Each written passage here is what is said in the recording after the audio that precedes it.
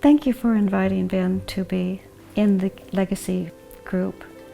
I'm really proud of it, and he would be too.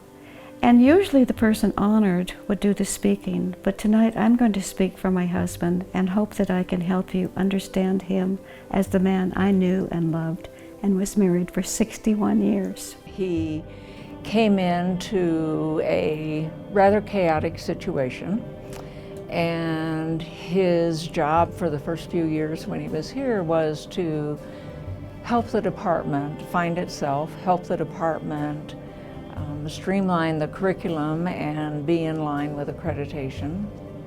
He came and really transformed it, and now we have the bachelor's degree, the master's degree, and the PhD. Ben taught classes as well as being director of the school, and he loved the students. Every class I had with him, he was always smiling, he was always joking, and it just brought this atmosphere to class that was very inclusive. It's hard to describe Ben. He was really a unique individual. I always saw Ben as a role model. In the university, he was so unique that I wanted to be like him. Ben was a real social worker. He loved the students. He wanted to teach them all he could. He wanted them to look at the people, see what they're really like, and help them whatever needs they had. Ben would take the time to talk to anybody and was never rushed, and he just gave everybody a second chance no matter what it was. He was very gracious and very humble, and in a university sometimes you don't find that a lot.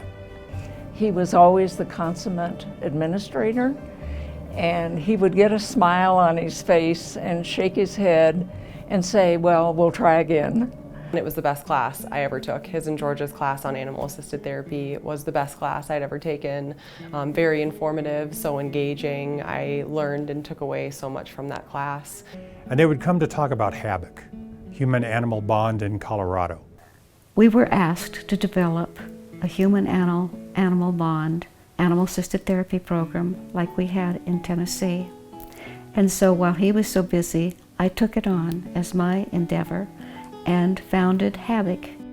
And the students just loved it. He would bring Carrie and Shiloh, his two dogs, and he would talk about the importance of HABIC.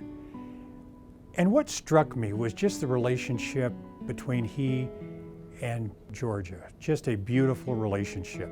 And our mission is to improve the life of individuals of all age through the therapeutic use of our companion animals. I think Ben left a legacy in so many ways, but his passion, he just was so passionate about everything that he did.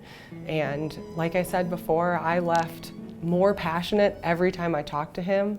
No matter what we were talking about, I would leave like driven to go do that or to start that.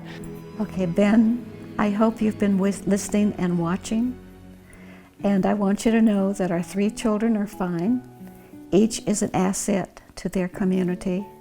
Our 8 grandchildren love telling stories about you.